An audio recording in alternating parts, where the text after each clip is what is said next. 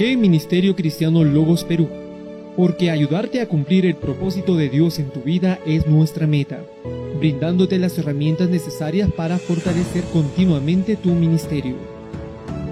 Somos una asociación sin fines de lucro que camina con la Iglesia de Jesucristo brindando herramientas necesarias y accesibles para fortalecer el cuerpo de Cristo. Conferencias y talleres. Transformación espiritual. Una conferencia sobre cómo Dios transforma la vida de los creyentes. El cristiano frente al mundo actual. Hablaremos sobre los desafíos que los cristianos se enfrentan viviendo en este mundo que se opone a Dios. Claves para interpretar la Biblia fielmente. Estudiaremos sobre pautas y principios para la interpretación de la Biblia. Una visión para la predicación expositiva. Una conferencia que inspira a utilizar un método expositivo en la predicación de la Biblia. Temas variados para pastores y líderes. Ofrecemos talleres y/o conferencias sobre una variedad de temas relacionados con el ministerio pastoral. Nuestras alianzas. Instituto Bíblico Internacional, certificado por IBI y Universidad Logos. Instituto Bíblico Luis Palau, certificado por la Universidad Logos. Universidad Cristiana Logos, certificación, instituto, licenciatura con apostillamiento de la Haya. Universidad Prometa, diplomados, certificaciones y maestrías. Movilicemos, DAI, Ministerio Internacional Intimidad con Dios. Y recuerda que ayudar a cumplir el propósito de Dios en tu vida es nuestra meta. Gracias, mi Señor Jesús.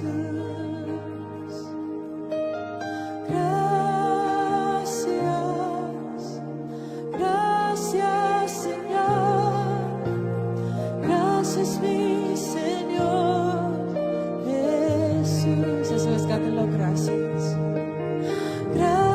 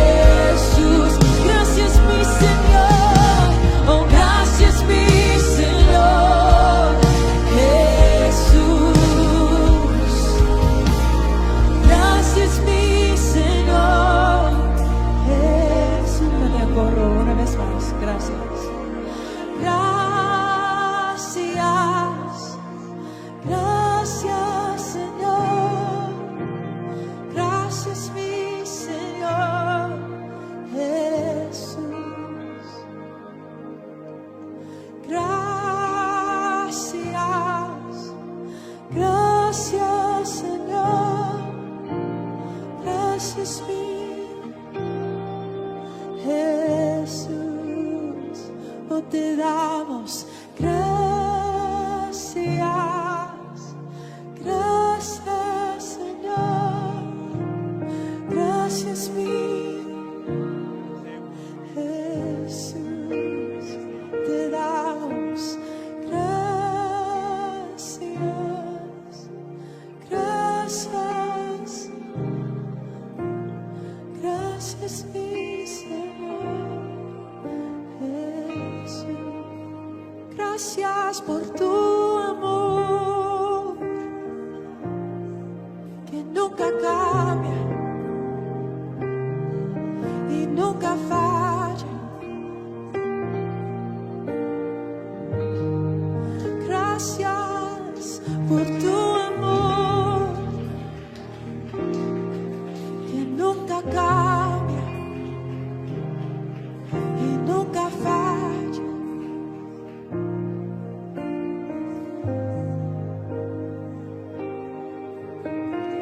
Tu amor nunca cambia, tu amor nunca falla, eres fiel y fiel siempre serás.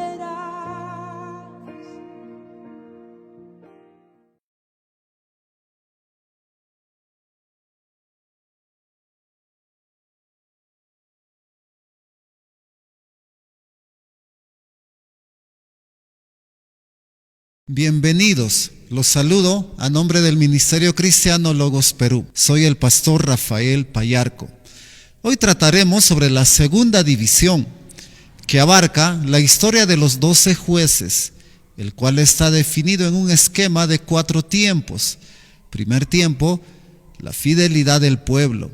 Segundo tiempo, infidelidad del pueblo. Palabra clave, caída. Tercer tiempo, enojo de Dios, y cuarto tiempo, arrepentimiento de Israel. Damos la bienvenida al director del ministerio, César Mamani. Una vez más estamos con el libro de los jueces. Estamos haciendo un estudio panorámico del libro de los jueces. Hemos mencionado la gran importancia para nosotros poder estudiar este libro de los jueces, un libro histórico, uno de los 11 libros que contiene el 95% de toda la historia del Antiguo Testamento. Este libro es importante porque tiene la historia desde la muerte de Josué hasta Samuel o hasta el inicio de la monarquía. No hay otro libro que pueda cubrir esta parte de la historia, excepto Ruth, que es un libro biográfico. Pero también hemos visto que este libro de los jueces está dividido en 3 partes. Dijimos que estructuralmente estaba dividido en 3 partes. La primera nos habla del deterioro de Israel y el error de no completar la conquista de Canaán. Capítulo 1 hasta el capítulo 3 lo hemos visto la semana pasada. Hemos visto aquí 2 momentos. Un primer momento de victoria donde salen contra los cananeos, pero luego hay un momento de derrota, de fracaso. ¿Fracaso por qué? Porque el mandato de Dios a Israel antes de entrar a la tierra prometida y después de entrar a la tierra prometida es poder desalojar completamente la tierra prometida. No tener compasión de nadie, no hacer pacto con nadie, no entrar en matrimonio con ninguna otra nación.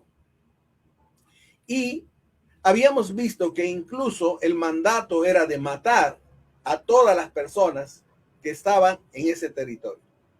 También reflexionamos el por qué. Y Dios mismo en su palabra nos decía por qué. Porque si Israel dejaba un grupo de enemigos, un grupo de cananeos o filisteos, ese grupo se levantaría, haría alejar de Dios al pueblo de Israel, le llevaría a adorar ídolos al pueblo de Israel, lo alejaría completamente de la ley de Dios. Esa era la razón. Entonces la razón era para proteger al pueblo de Israel, porque Israel es una nación única. Israel es una nación que se debía guiar por la ley de Dios, los mandatos de Dios, las directivas de Dios.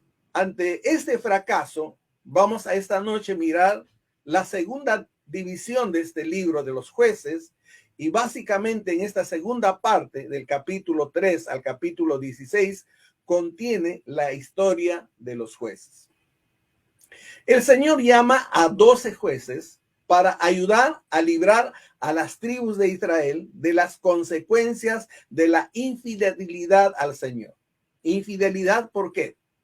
Porque no cumplieron con el mandato del Señor y porque ignoraron el pacto que Dios había hecho con este pueblo de Israel, con esta nación santa.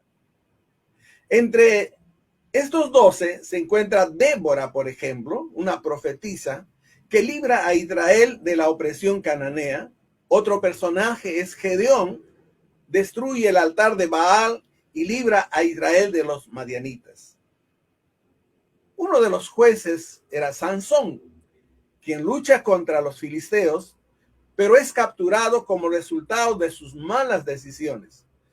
Muere al hacer que se derrumbe un edificio encima de él y de muchos filisteos. Cuando miramos del capítulo 3 al capítulo 16, hay algo muy notorio, algo que debe ayudarnos a entender para dar la profundidad de estos capítulos. Hay un paralelismo. Cuando uno estudia el Antiguo Testamento, uno entiende que dentro de el relato, dentro de la literatura del Antiguo Testamento, hay una figura que se llama paralelismo. El paralelismo es cuando el autor o el escritor repite una frase una o dos o tres o cuatro veces. Paralelos. La razón por la que se usa mucho esta figura en el Antiguo Testamento era porque la transmisión era oral. Y entonces se repetía una, dos o tres o muchas veces más con el fin de que no se olvidara lo que se está transmitiendo. Pero por otro lado también era para dar énfasis a lo que uno está diciendo. Y entonces, en todos estos capítulos vamos a encontrar un paralelismo.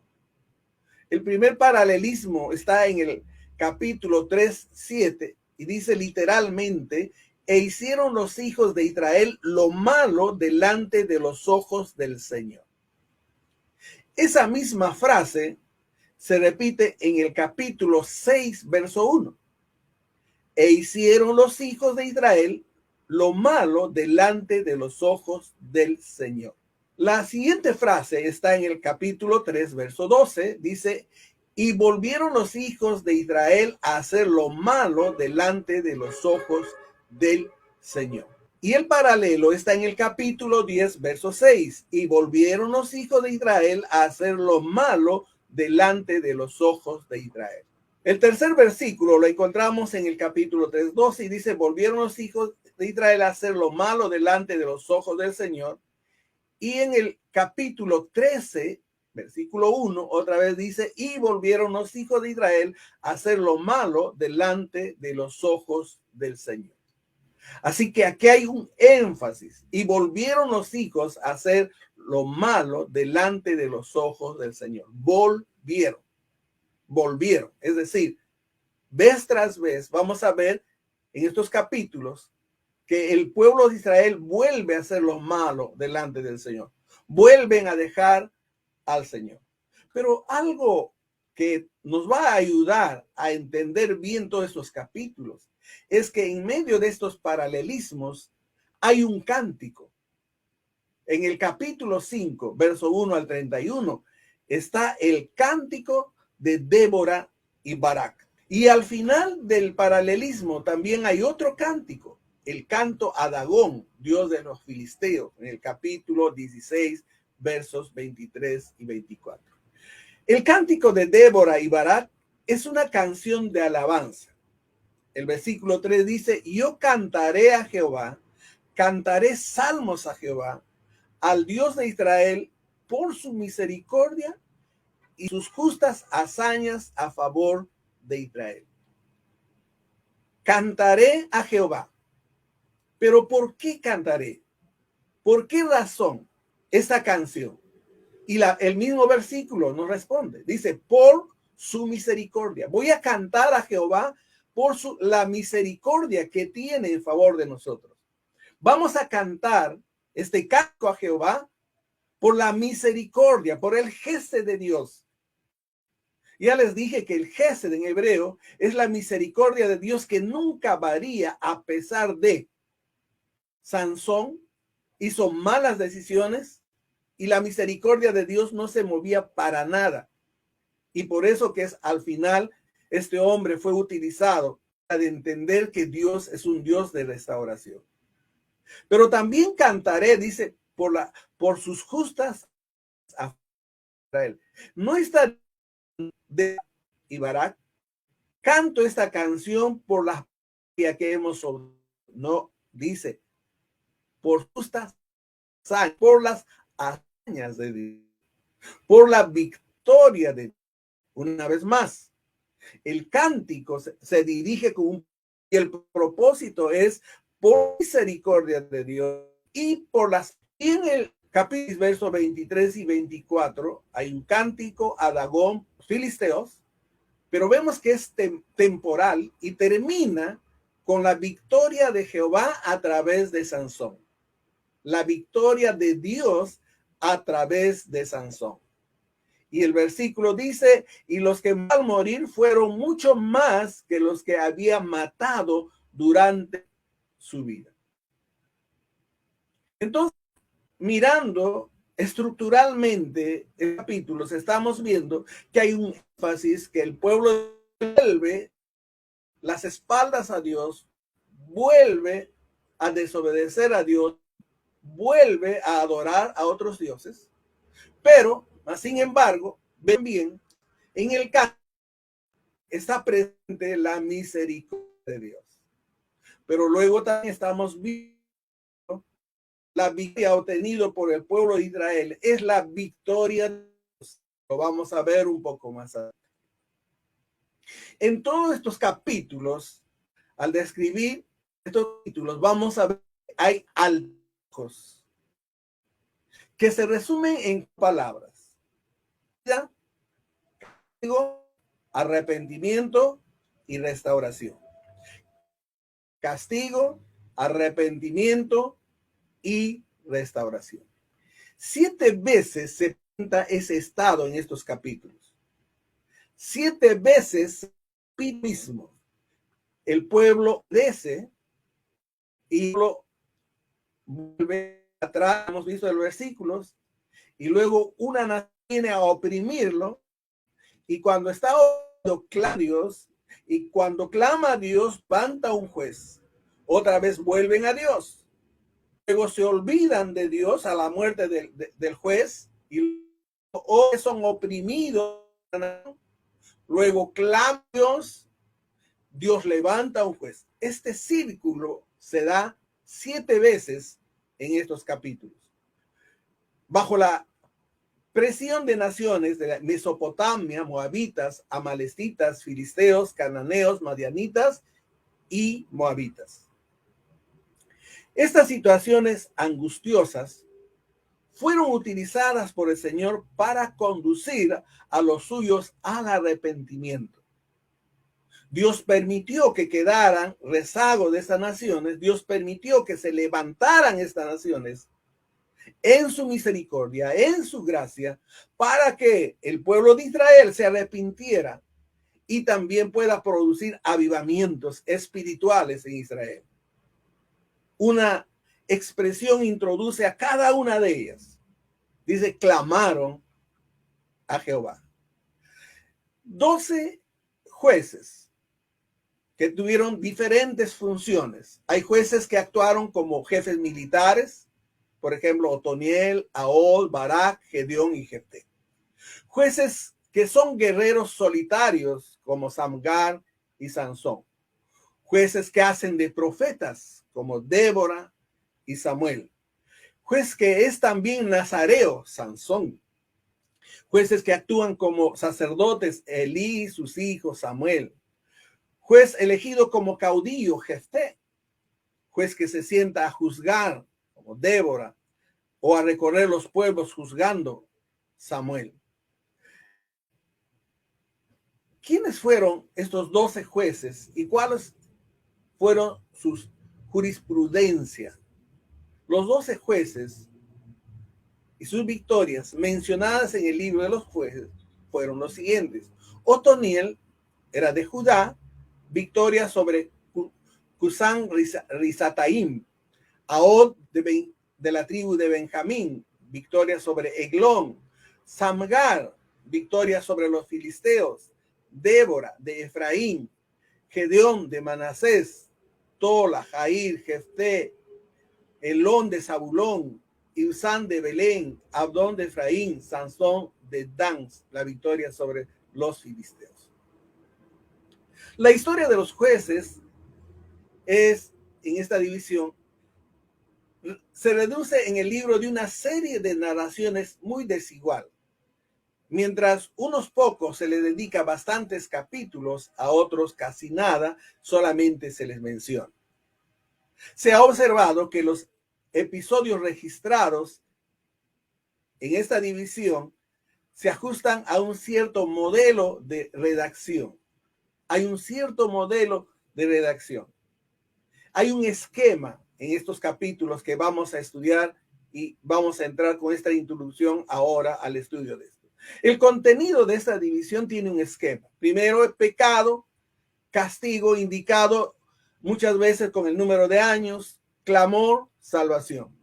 Pero tras contar la historia del juez, se indica que el enemigo queda sometido, el país descansa un número de años, 40 años, y luego viene la muerte del juez.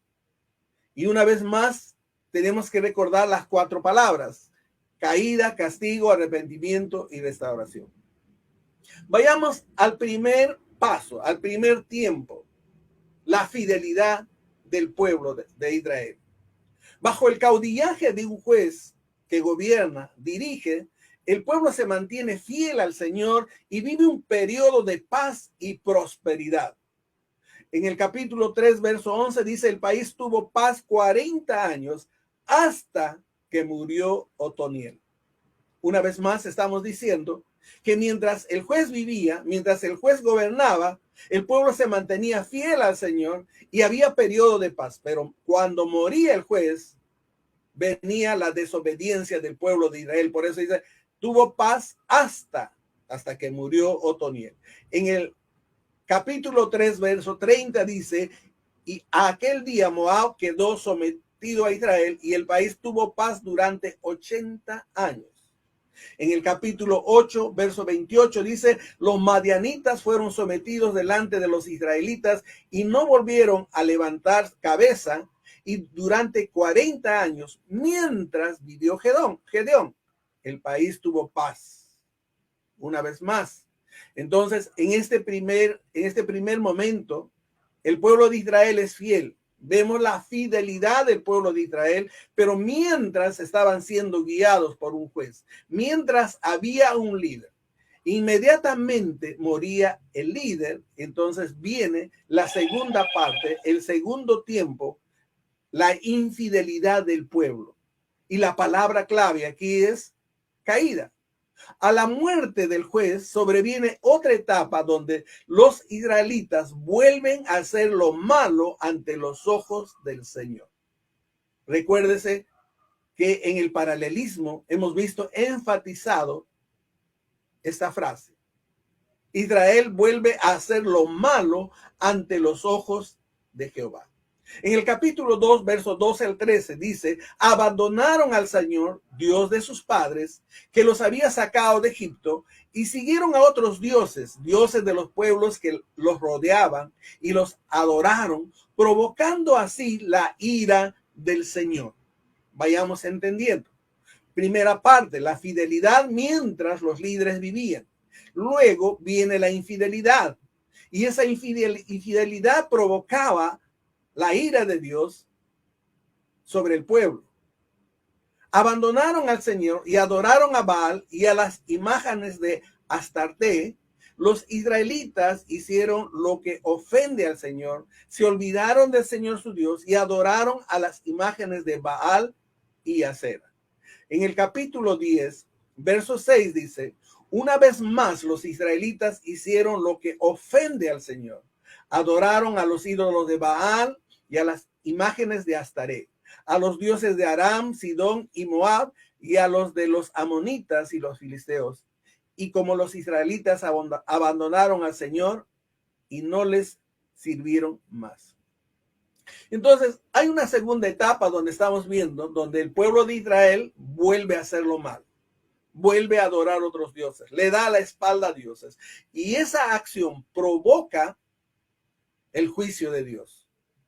Esa acción va a provocar el juicio de Dios. Y entonces tenemos la tercera parte donde viene el enojo de Dios. La infidelidad de Israel provoca la ira del Señor, que los entrega en manos de sus enemigos. Capítulo 2, verso 14 dice, entonces el Señor se enfureció contra los israelitas y los entregó en manos de invasores que los saquearon. Los vendió a sus enemigos que tenían a su alrededor, a los que ya no pudieran hacerles frente.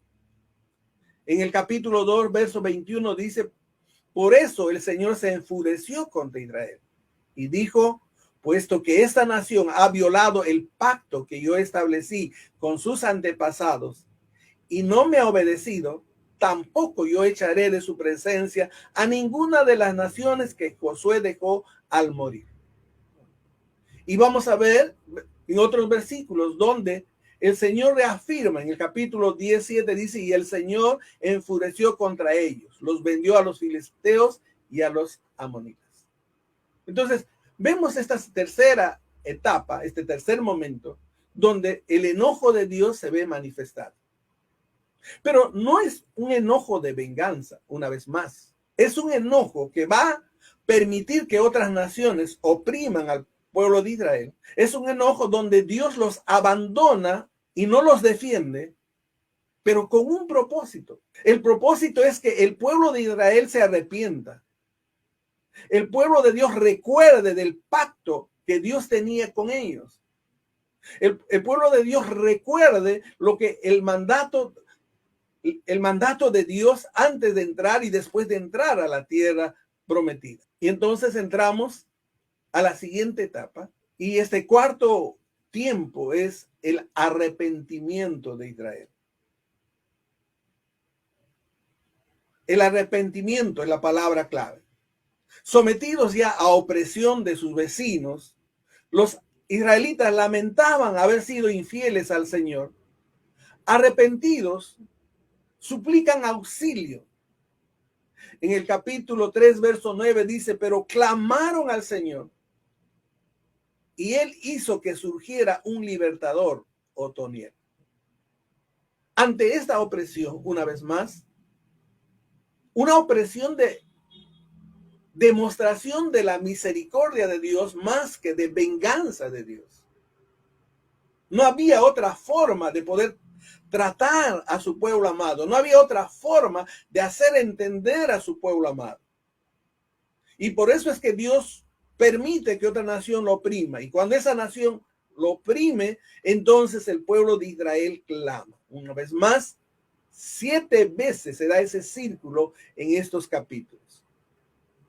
Otro versículo nos dice en el 3:15, los israelitas volvieron a clamar al Señor y el Señor les levantó un libertador. En el 4:3 dice, los israelitas clamaron al Señor. En el 6:6 dice, era tal la miseria de los israelitas por causa de los madianitas que clamaron al Señor pidiendo ayuda. En el capítulo 2, verso 16, entonces el Señor hizo surgir caudillos que los libraron del poder de esos invasores. En el capítulo 3, 9, pero clamaron al Señor e hizo que surgieran un libertador. En el capítulo 3, verso 15, y el Señor levantó un libertador. Así que en esta última parte vemos que el pueblo se arrepiente, que el pueblo clama frente a la opresión. Y frente a ese arrepentimiento, frente a ese clamor, Dios levanta caudillos, levanta jueces para librar al pueblo de Israel, para ayudar al pueblo de Israel, para hacer volver al pueblo de Israel y para mantener esa comunión. Y algo que también tenemos que notar en estos círculos, en estos tiempos, tenemos que notar la intervención divina. Quiero hacer notar claramente la intervención divina. Y lo hago porque en algún momento de la historia de nuestra iglesia cristiana se levantó la famosa guerra espiritual, esas guerras espirituales, basándose en ese estudio de los jueces, y donde creemos que nosotros por nuestras fuerzas podemos batallar, o creemos que porque por nuestras proclamaciones, por nuestros decretos, Dios tiene que orar, o creemos que porque vamos a hacer un ayuno de 10 días, el Señor está obligado a hacer algo por cada uno de nosotros. Todos esos estudios se basaban en el libro de los jueces, pero ahora miremos, ¿qué nos dice el libro de los jueces? Llamado divino e intervención divina. Otoniel dice, el Espíritu del Señor vino sobre él. Un llamado de parte de Dios. No es un llamado humano, no es un llamado por simpatía, no es un llamado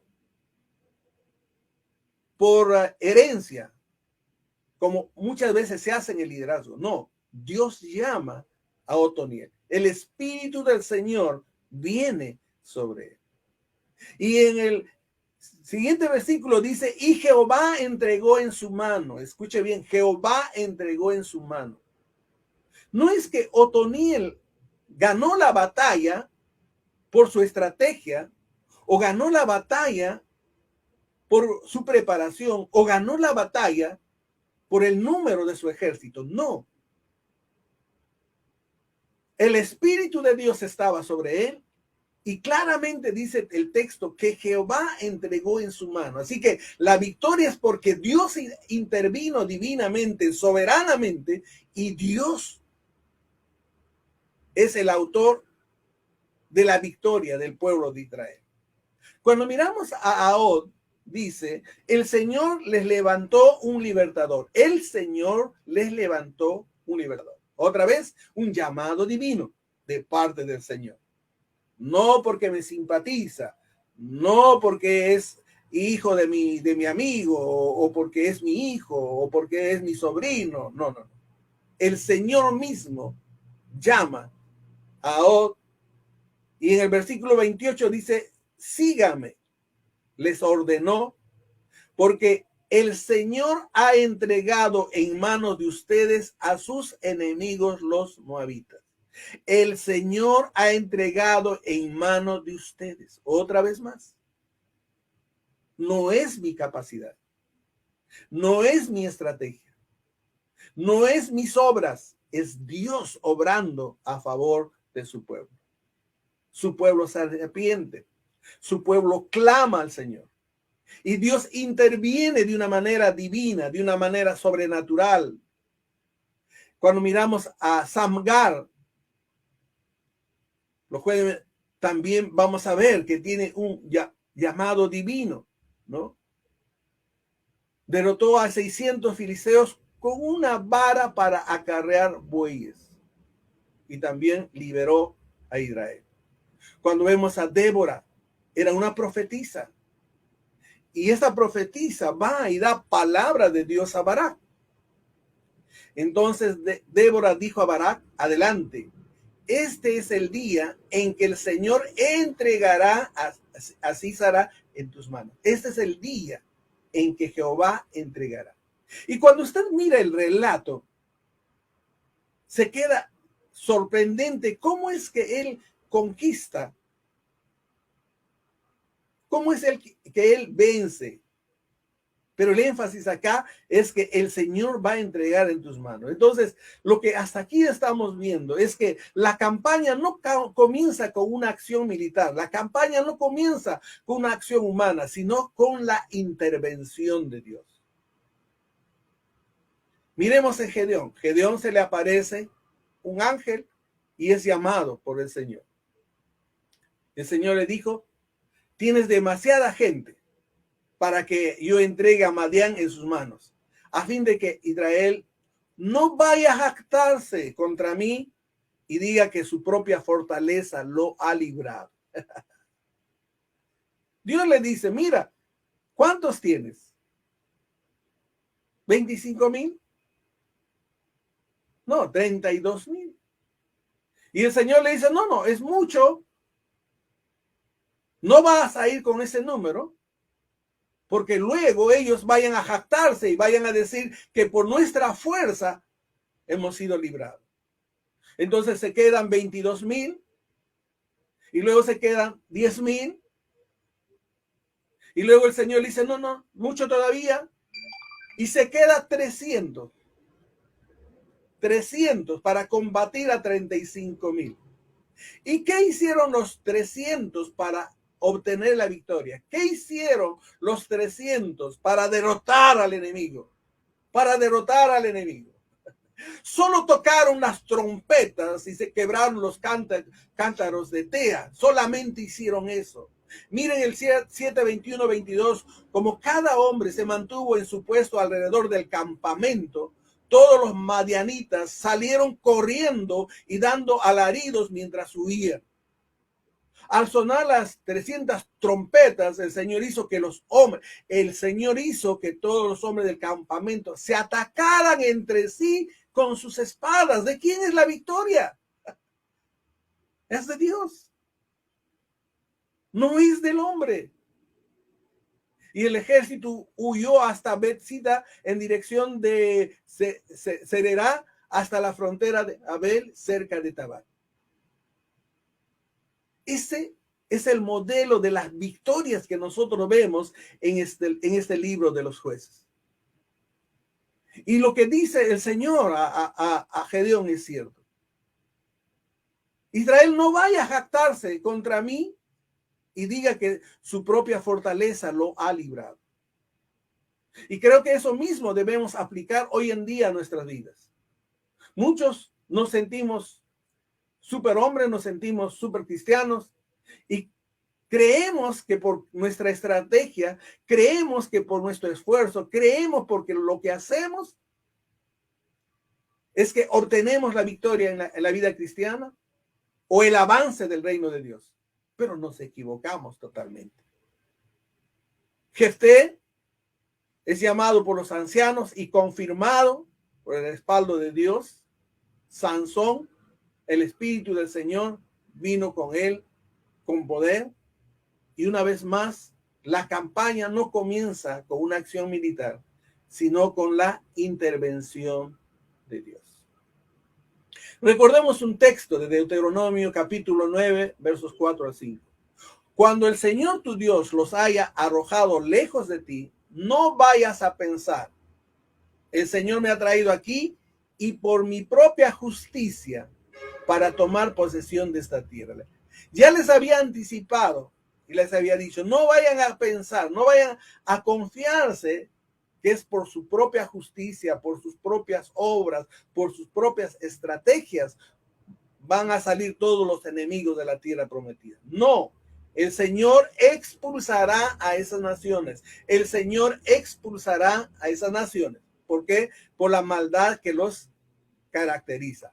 Así cumplirá lo que juró a tus antepasados, Abraham, Isaac y Jacob, dice la palabra del Señor. Ahora, vayamos a una aplicación práctica.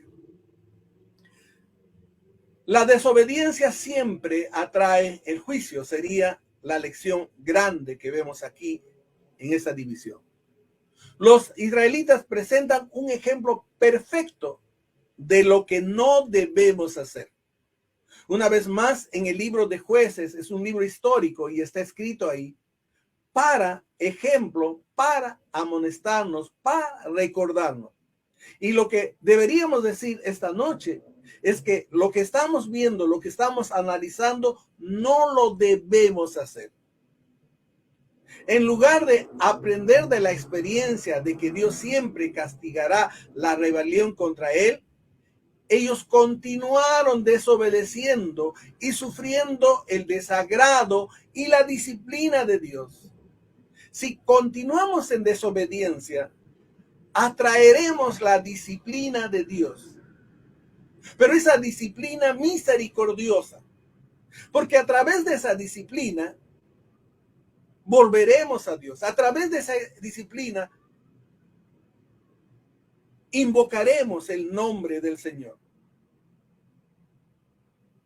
No porque Él disfrute de nuestro sufrimiento, sino, como dice Hebreos, porque el Señor al que ama disciplina y azota a todo al que recibe por hijo. El libro de Jueces es un testamento de la fidelidad de Dios.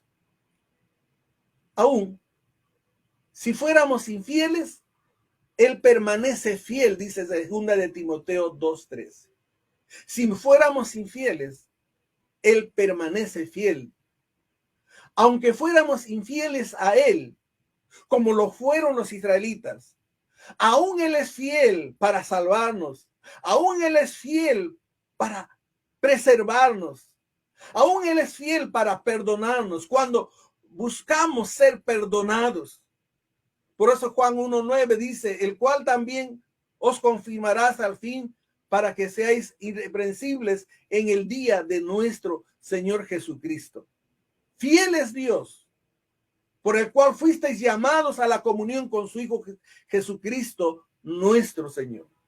Una vez más, estas historias muestran la fidelidad de Dios, la misericordia de Dios.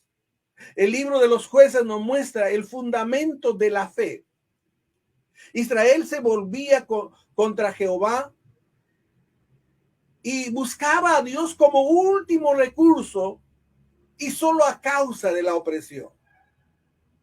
El problema fundamental de los israelitas era que su fe en Dios estaba fundada no en el amor, no en la gratitud al Señor, sino en los deseos y ambiciones egocéntricas. Buscaban a Dios solamente en el momento de crisis, cuando sentían que lo necesitaban.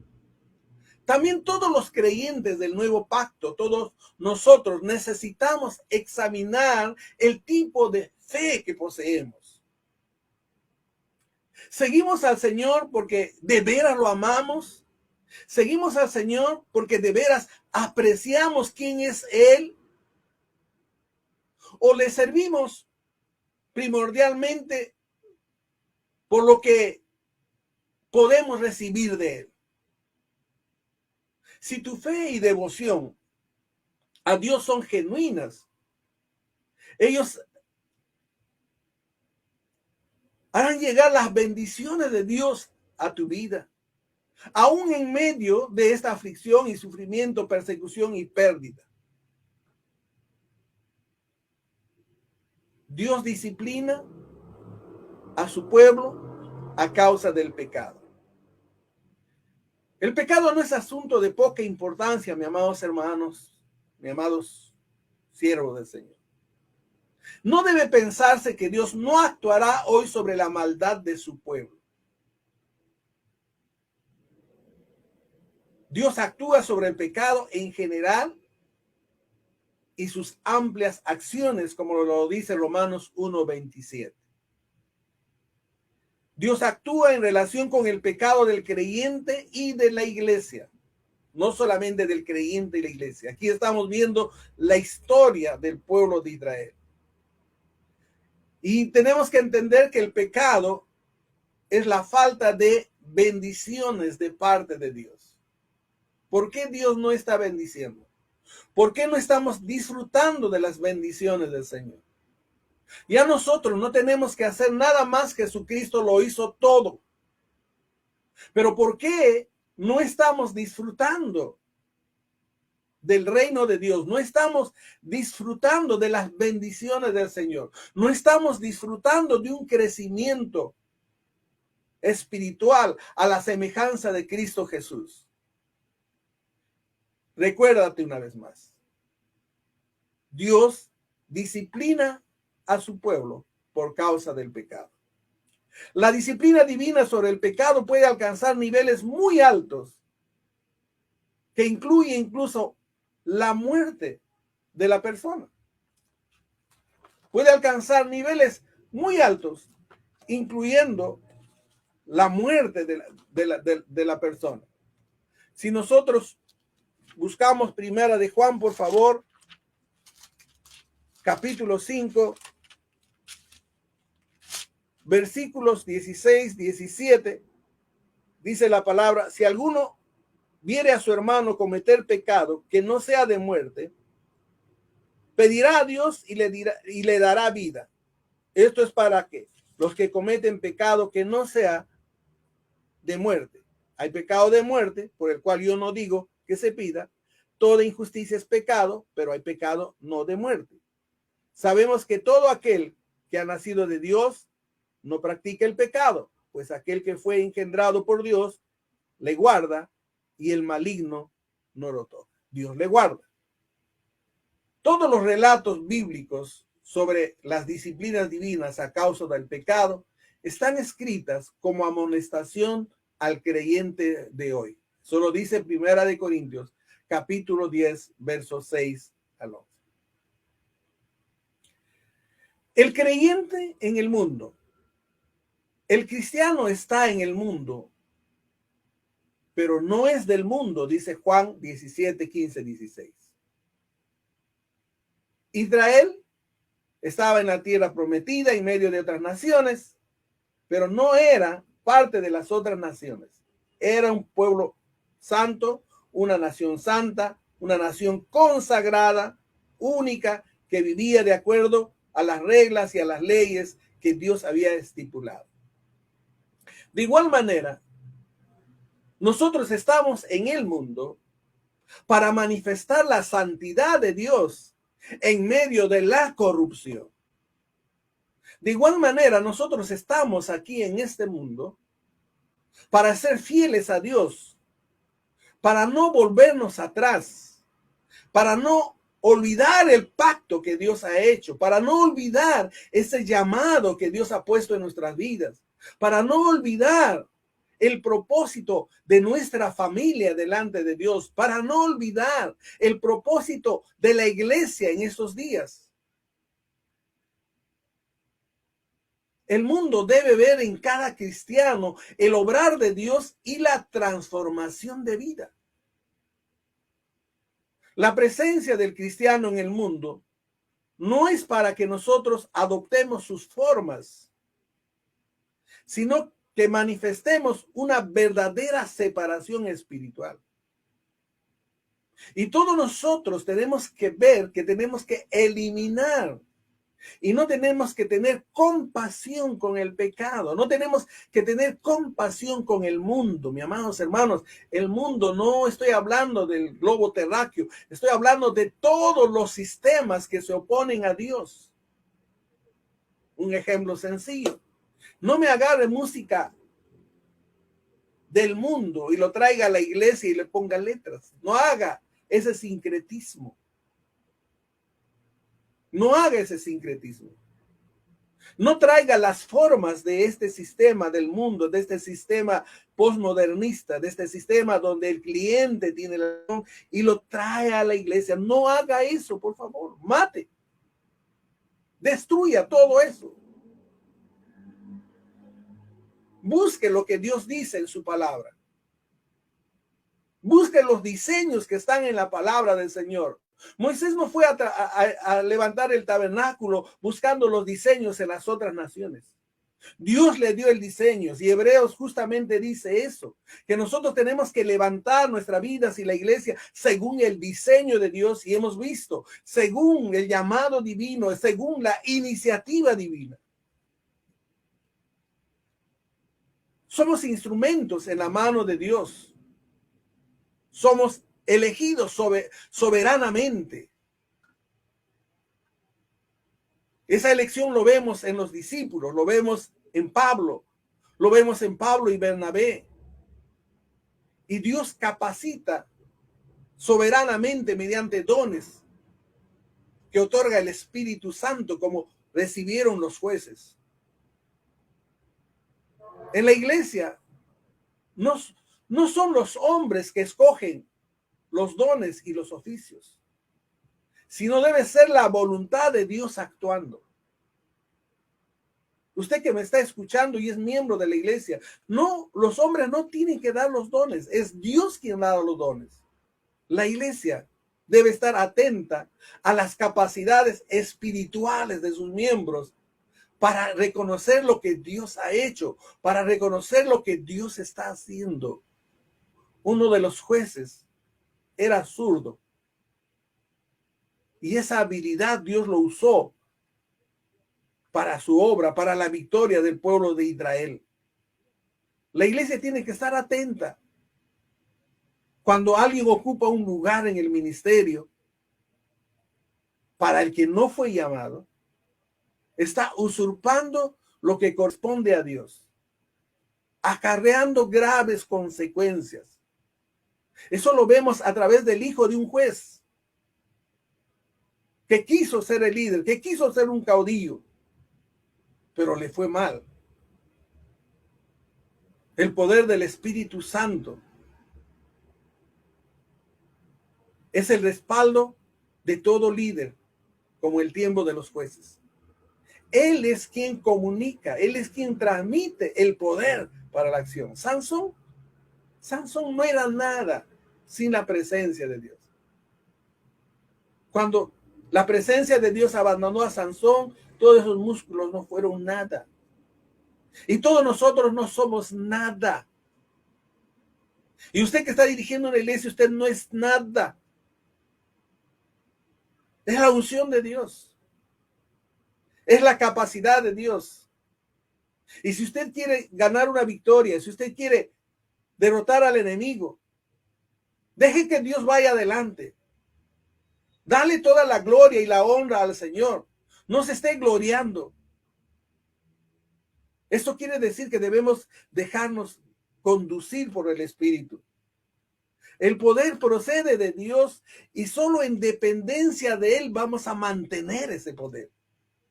Cuando el pueblo de Israel se alejaba, perdían todo. Cuando el pueblo de Dios clamaba, Dios levantaba un juez ungido por el Espíritu Santo. Y Dios mismo salía adelante para ganar la batalla, para liberar de la opresión a su pueblo. El poder de Dios solo es posible en la unidad y la comunión en Cristo Jesús. La lección del arma de Ahod, no debemos alegorizar esto, sino vamos a aplicarlo más. Él tenía como arma una herramienta para acarrear bueyes.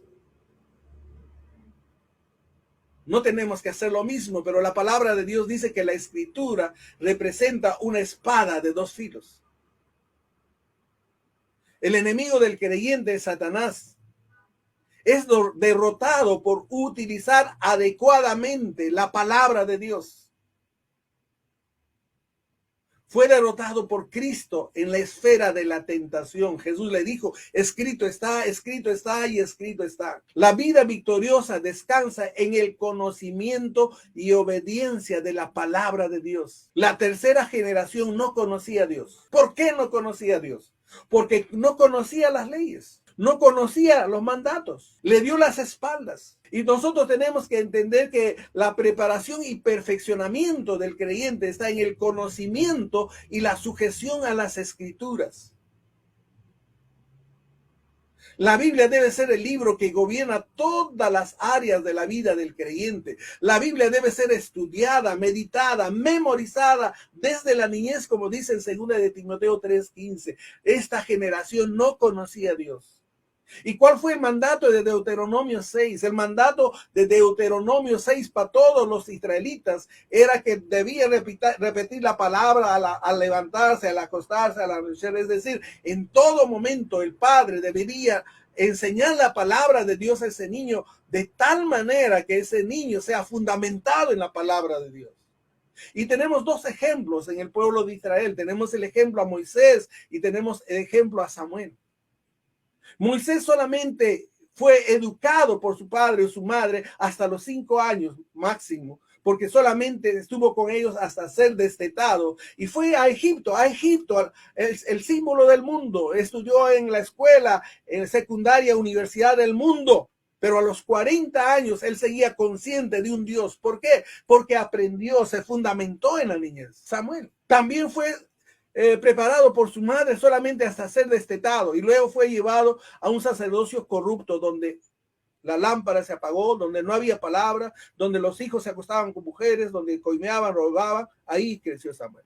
Pero cuando él llegó a ser juez y terminó su periodo, él se presentó ante el pueblo y dijo: a ver, dígame si alguna vez he robado, alguna vez he comido. Y el pueblo entero dijo: nunca lo hiciste. ¿Dónde aprendió Samuel? En la niñez. Y todos nosotros tenemos que entender que si queremos formar una nueva generación y no queremos que la siguiente generación se olvide de Dios, nosotros tenemos que entender que deben memorizar, deben meditar, deben estudiar la palabra de Dios desde la niñez. El que desea ser instrumento útil para Dios debe dedicar tiempo a la preparación personal, de la oración, del estudio y la meditación de la palabra de Dios.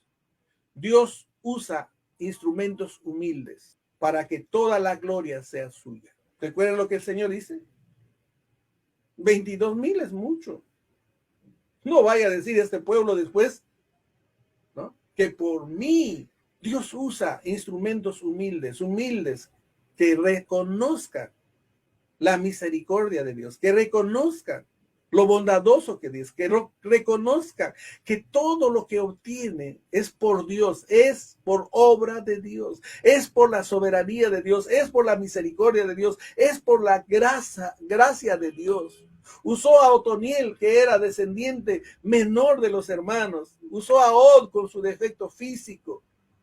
Usó a Samgar y con una quijada de bueyes pudo vencer a 600. Dios nunca usará a un orgulloso y mucho menos a quien se crea capaz para hacer la obra. Dios usa solamente a hombres y mujeres temerosos, humildes delante de Él. ¿Para qué? Para que siempre les dé dando la gloria. Continuamente este pueblo le daba las espaldas a Dios. Y Dios, en su infidelidad, cuando abandonaban a Dios, adoraban a otros dioses, permitía que una nación oprimiera al pueblo de Israel. Y eso llevaba a que el pueblo clamara, se arrepintiera delante de Dios. Y Dios, en su gracia y misericordia, levantaba libertadores. Libertadores que eran llamados por una iniciativa divina. Libertadores que fueron usados por Dios, pero Dios es el que salía adelante y es el Dios que tomaba la victoria. Padre, te damos las infinitas gracias una noche más por haber analizado estos capítulos del libro de Jueces. Y no nos queda nada más que humillarnos delante de tu presencia. ¿Cuántas veces hemos creído